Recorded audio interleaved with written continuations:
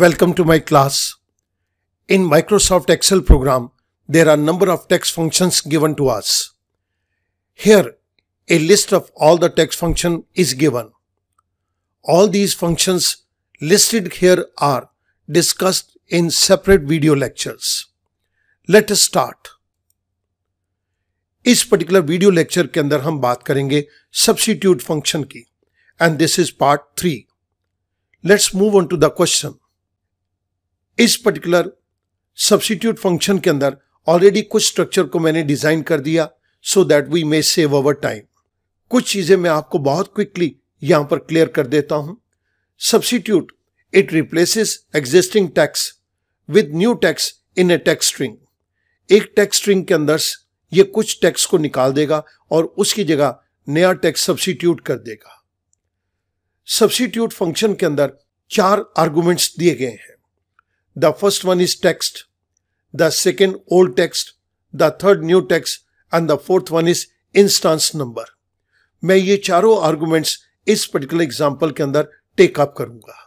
आइएगा शुरुआत करते हैं इस पर्टिकुलर एग्जाम्पल के साथ. इस टेक्स्ट के कॉलम के अंदर मैं एक नाम लिख देता हूं,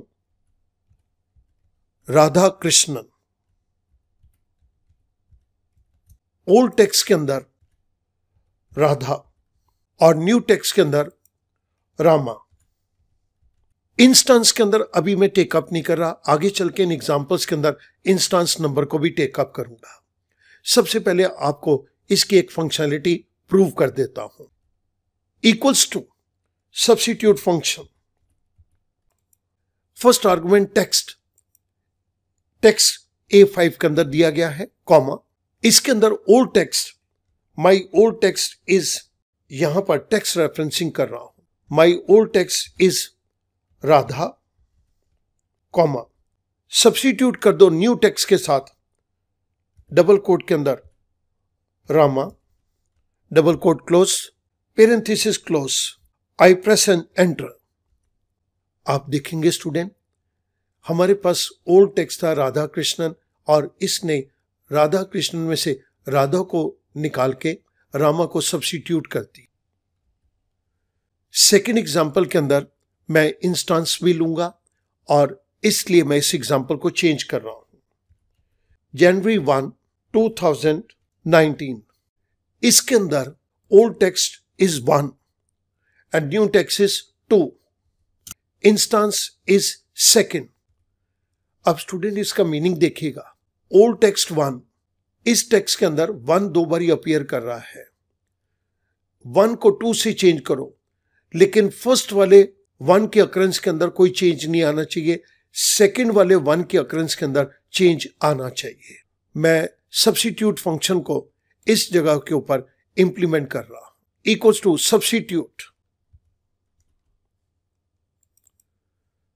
substitute parenthesis start. This is our text given in A7. Old text is 1, that is given to us in B7. New text इसके साथ substitute करना है, that is given to us in C7. The instance number, it is second, that is given to us in D7. Parenthesis close. I press enter. Student note करेंगे जनवरी 1 का 1 change नहीं हुआ. 2019 के अंदर जो 1 आया उसको 2029 कर दिया, क्योंकि हमने यहां पर कहा था सब्स्टिट्यूट करो सेकंड अकरेंस के अंदर. जिस फंक्शन को यहां पे यूज किया आपकी रेफरेंस के लिए, वो मैं यहां पर राइट साइड पे दे रहा हूं. अब इसी चीज को मैं आपको कई तरीके से करके दिखाऊंगा. Again substitute function. Substitute text is given to me in A7. इसके अंदर इस 1 को देखो तो मैंने सेल रेफरेंसिंग नहीं करी, मैं यहां पर टेक्स्ट रेफरेंसिंग कर रहा हूं. 1 न्यू टेक्स्ट 2. इस न्यू टेक्स्ट को किस पोजीशन के ऊपर ढूंढो, सेकंड पोजीशन में जहां पर आ रहा है वहां पर इसको ढूंढो. तो ये सेकंड अकरेंस आ गई. Parenthesis close. I press enter. हमने सेम फंक्शन को एक डिफरेंट तरीके से लिख दिया। मैं इसको एक और तरह से लिख रहा हूं, equals to substitute text this one A7।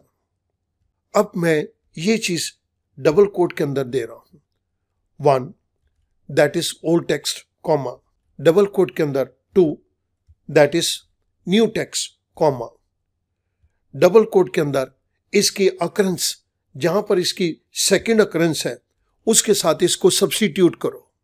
I close parenthesis, I press enter. आप देख रहे हैं हमने अलग तरीके से लिख दिया बट रिजल्ट इज सेम। इसको मैं एक और तरह से लिख रहा हूं, सब्स्टिट्यूट फंक्शन टेक्स्ट। इस टेक्स्ट को भी मैं इस बारी टेक्स्ट रेफरेंसिंग के थ्रू दूंगा, Jan 1 2019 double quote close comma. This is cell referencing, old text. This is new text, again cell referencing. This is again cell referencing. Instance number second से इसको सब्स्टिट्यूट करो, पेरेंथेसिस क्लोज, आई press enter. Student, आप इस तरह से किसी भी form के अंदर इसको लिख सकते हैं, but your answer will be same. इस जगह के ऊपर मैं आपको दे देता हूं कि हमने सेकंड इंस्टांस का ये केस है, ये सारे केसेस सेकंड इंस्टांस ऑफ 1 है। अब मैं एक बहुत डिफरेंट एग्जांपल लूंगा और इसको आप बहुत केयरफुली अंडरस्टैंड करेंगे। मैं एक वर्ड लिख रहा हूं यूनाइटेड नेशन और इसके अंदर मैं 2 स्पेस दे रहा हूं, ये मैंने 2 स्पेस दिए। यूनाइटेड नेशंस ओल्ड टेक्स्ट के अंदर मैं यहां पर डबल कोट ले रहा हूं, यहां पर मैं 2 स्पेस दूंगा, फर्स्ट सेकंड। न्यू टेक्स्ट के अंदर मैं कोटेशन मार्क के अंदर 1 स्पेस दे रहा हूं। पहले तो इसका मीनिंग अंडरस्टैंड करेंगे। यूनाइटेड नेशंस टेक्स्ट के अंदर जहां पर भी तुम्हें 2 ब्लैंक मिलते हैं, उन 2 ब्लैंक को सब्स्टिट्यूट कर दो सिंगल ब्लैंक के साथ। इंस्टेंस नंबर यहां पर हम कुछ नहीं दे रहे और यहां पर मैं इसके रिजल्ट को टेकअप कर रहा हूं, equals to substitute. This is our text United Nations given to us in A12 cell, comma. Old text के अंदर मैं ये ले रहा हूं कोटेशन मार्क के अंदर, यहां पर हमने 2 ब्लैंक दिए थे, that is in B12, comma.